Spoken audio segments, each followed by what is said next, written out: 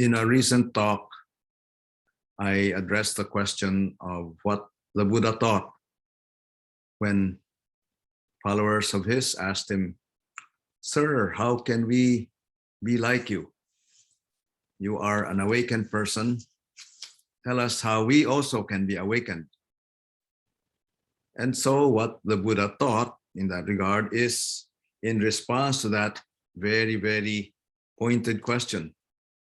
How can we be awakened as you are awakened? So this body of what the Buddha taught is called the Dharma. And this is the second of the three jewels of the Buddhist tradition.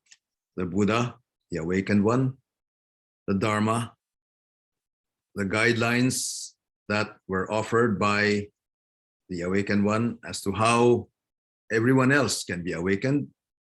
And then the third jewel, the Sangha, those who are following that path toward awakening. And that Sangha is you.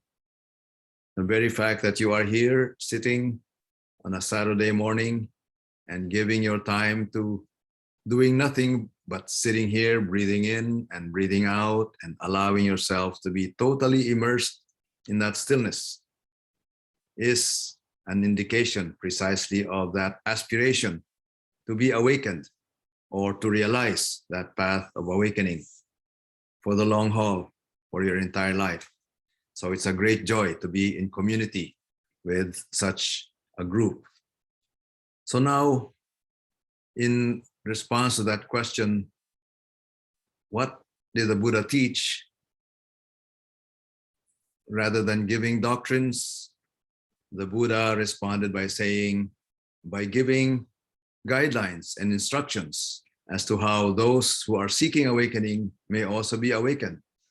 And in that short talk that I mentioned, I noted and highlighted two words that stood out in the many words that the Buddha gave as guidelines. And these words are stop the mind from analyzing, comparing, as seeking, expecting, or looking back, but just allow it to be still. Shamatha in Pali, or also shamatha in Sanskrit. Just stop your mind from its activity and let it be still. And the second word that comes connected with that is vipassana. Stop and see. See without obstruction. See from your heart. See in a way that there is no longer any distinction or differentiation or dichotomy between the one who sees and what is seen. So see things just as they are. Stop and see. So those are the two words that I highlighted in response to the question of what the Buddha taught. Today, I'd like to extend that further and ask the question, so what did the Buddha see? So what the Buddha saw is precisely what his followers have been also attempting to see throughout these 2,500 years of history of Buddhism. And that is also what scholars throughout the ages have tried to articulate in their forms of trying to convey the teachings of Buddha. Well, teachings, not just as doctrines, but precisely a conveying of what the Buddha saw. Now, the Buddha himself at first was hesitant to say anything because he knew that what he was going to say was not going to really be up to it. What he realized, what he saw, could never be and can never be put into words. And so he realized that. So at some point, it is said that he just wanted to sit there and enjoy the bliss of having realized that and having seen that. But his compassionate heart could not rest with that because he knew there were beings who were also seeking that awakening. They were struggling with their own issues of self versus other, and they were in various states of suffering and dissatisfaction. So his heart of compassion just moved him to go out and offer whatever he could to help everyone else to that path of awakening, still knowing that whatever he would say would not be up to the point, would not be as such what he actually wanted to convey. So there's always a gap between the words that are said regarding what the Buddha taught and what the Buddha saw, and the actual seeing and realizing of that. So please know that. Don't rely on these talks too much, but rely on your own experience of just being still and letting your mind stop and opening your heart to see. But the Buddha offered pointers to help people so that they could focus and not get sidetracked, because he himself, sought many teachers and thought he could get something from them, but he realized he could not really get anything.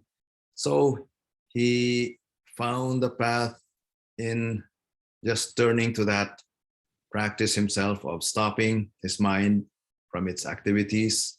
That's called samadhi, and allowing his eyes, the eyes of his heart, to open up to the whole universe. And so with that, the words that come out are simply pointers. And so if you look at early scriptures, which were transcriptions of what the early disciples heard when they heard the Buddha give these instructions, so they memorized them, and about several generations later, 200-300 years after the Buddha actually gave those words in response to his followers, people started writing them down when writing became an artifact of human culture. So now what we have are texts that come from those who transcribe what they heard the Buddha teach. And they are attempts at helping people who have access to them to also see what the Buddha saw. So now, what did the Buddha see? Again, the limitation of words is what Zen is very much aware of. Zen started, or rather Zen originated about 1,000 years after the Buddha, and people who follow that tradition had also experienced something that somehow was resonant with what the teaching of the Buddha was, that also enabled them to be confident that this is what the Buddha saw. And so they also realized that it can never be captured in words. It is not contained in any of the written scriptures that are handed down to us. It can only be handed down from the teacher who has also been schooled in that path of awakening by another teacher, going directly to the Buddha, according to Zen tradition. And when you see what the Buddha saw, then you yourself become awakened and become Buddha. So I just gave you the 4 marks of Zen, all in a nutshell. Beyond words and concepts, not written in any of the scriptures, only transmitted in a living way between someone who has been awakened, having been confirmed by someone else who has been awakened before. And to realize, or to be awakened, is precisely to be a Buddha. And you are all called to realize the fullness of awakening. But what does that awakening entail? I have also talked about the fruits of awakening, the fruits of practice toward awakening, or the path of awakening in other talks. But briefly, it is a deep sense of inner peace, that you find your home in the universe. You find your home and realize that you are home wherever you are. And that also brings forth a sense of deep humility, that it is not this little I that is achieving all of this, that is doing any merit at all, but I am totally nothing. And as I realize precisely my nothingness, my heart is open to the universe. This reminds us of Mary, the mother of Jesus, in the Gospel of Luke, who exclaimed in her famous Magnificat, praising God, "The Holy One has looked down upon my nothingness and is using me now to be the vehicle of the Holy One's message to the world, the Holy One's love for the world, in paraphrase, of course. So to realize my nothingness is also a part of that fruit of awakening. And realizing my nothingness also opens my heart in compassion for each and every one of my fellow sentient beings and each and every being in this universe. Why? Because in realizing my nothingness, I also realize that each and everything is interconnected with me and that I am not separate from anything at all. So this realization of non-separation, which thereby brings forth a heart of compassion, is another fruit of Zen. Inner peace, deep humility, compassion. And so someone who is awakened can be checked, whether someone is awakened or not can be checked by those 3 pointers. Does that person exude that deep inner peace, no matter what? Does that person convey a sense of humility, not trying to hold oneself up, not trying to get ahead of others, not trying to advertise one's own name or one's own brand and so on, but in deep humility, realizing and acknowledging one's nothingness? And is that person someone that you can acknowledge and recognize as having compassion, with a heart that opens up and embraces all beings? And so you can easily feel that in someone who has that, when you feel that you are accepted by such a person, that you have a place in that person's heart. So it's easy to be in the company of such a person because you know that there is some kind of a kinship that you can feel. So another word for precisely describing the fruit of Zen is this kinship that is felt all throughout. And this kinship is what is very direct and a very effective translation of the word metta. In Pali scriptures, there is this word metta, which comes from the Sanskrit maitri, which is also translated as friendliness or a sense of affinity, a sense of kinship, which translates into compassion in the Sanskrit, which translates into metta, which in current Buddhist translations is rendered as loving kindness. To have that sense of loving kindness for all beings. Why? Where does that come from? Precisely because one is kin with everyone else. There is no one who is outside of my concern. There is no one who is not kin to me. So as I live and breathe, I know that this living and breathing is something I owe to all beings, and that in owing this very life to all beings, my whole life is now dedicated to being offered as a gift to all beings in some way to hopefully be a factor in helping alleviate their suffering, or also to being one who can point to the way of awakening to others. So that is the lifelong endeavor of one who is awakened, to simply offer the gifts of one's whole life that everyone else may be awakened. So I have not yet given a direct answer to the question, what did the Buddha see? I have simply gone around it by saying, well, we know that we can get a sense that somebody may have seen what the Buddha saw when they exhibit these signs in their life. But what did the Buddha see? Well, what do the scriptures tell us? Many of those who were practicing also were moved to write down their experiences, and they were enshrined in what is known as sutras, threads of wisdom that come from the wisdom of the Buddha. And so in the Mahayana scriptures, the scriptures of the big vehicle that came about 5 600 years after the Buddha's own life on earth. Those who had practiced and meditated in the way that the Buddha had taught and had realized it in a new cultural context, expressed it in a word that is summed up in the Sanskrit word shunyata. That word is usually rendered in English as emptiness. So what did the Buddha see? The Buddha saw emptiness. But when you hear that, that sounds so nihilistic and so fearsome, because, well, everything is empty. Then we think all of this amounts to nothing. But that is a very, very one-sided way of taking that term emptiness. The word shunyata in its proper context was also used by the Indian mathematicians to indicate the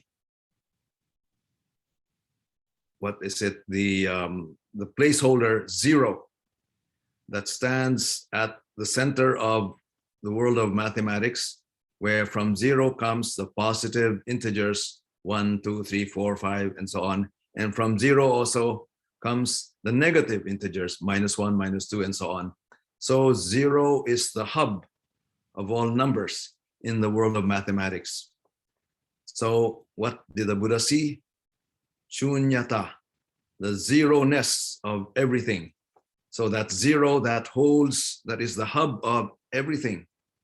So in that sense, you can say in English, he saw nothing, that's 0. But that nothing is not a plain nothing as opposed to something. That nothing precisely contains everything in a way that there is nothing outside of it. Everything is there, it's full, replete. All the riches of the universe are in that 0. So it's one and all, full, and yet it's 0, empty. Now here's the important part. I'm talking here as if there was something outside there called nothing that the Buddha saw, and then it's also everything. As long as we are looking at it from outside, then we are still objectifying it, and it's a mere doctrine, it's a mere teaching. So the invitation for us as practitioners is to stop our mind from analyzing, comparing, even conceptualizing nothing, or conceptualizing everything, or oneness, and so on. Just allow the mind to stop and allow the eyes of the heart to see. And in seeing, there is nothing to see and there is no one seeing. When we have entered into that circle of nothing and everything, then there's no one to see anymore, and there's nothing to see, and there's nothing there. And yet, lo and behold, everything is there, and they jump up, just the pebble, the desk, the chair, the tree, the mountain, the clouds, the rivers, this person, this irritating neighbor, or this or that person in my workplace. They're all that. And you know what? They are kin. To put it in a more direct way, I am that. I am them. I am they. I and the other are no more. That is what the Buddha saw, if I may say so in words that this Zen tradition has given me some sort of confidence to be able to say in all humility. It's not me, but I'm trying to convey something that I've learned from my teachers and from all the teachers that came before that, using these fumbling words to hopefully offer each and everyone a key. There's nothing special that you need to be able to arrive there. Just be you, and just be still, and just open your heart in that stillness. And in due time, when your karmic condition is ready, it will just pop up, and it will enable you to realize, aha, I've been there all along. I've been embraced by that reality that goes beyond words ever since birth or even before birth, and I'm always steeped in it. I'm always soaked in it. So now what do I do with my life? Well, I can just jump up and dance with joy all throughout and so on. But then there are the mundane tasks of cleaning house or of fixing this wounded world. So now I can only give myself to helping in alleviating the pain of others and allowing whatever little gifts and with its own gaps that I have been given to be part of that movement of healing this broken world. So let us all join in that movement of seeking to heal this broken world, first by giving ourselves that opportunity to see what the Buddha saw and realizing in that regard that we are nothing but everything. And in realizing that, in realizing our kinship with one another and with this broken world, the only thing to do is offer ourselves to this broken world, as broken as we ourselves may be, so that all may be awakened, all may be healed, all may be one. Thank you.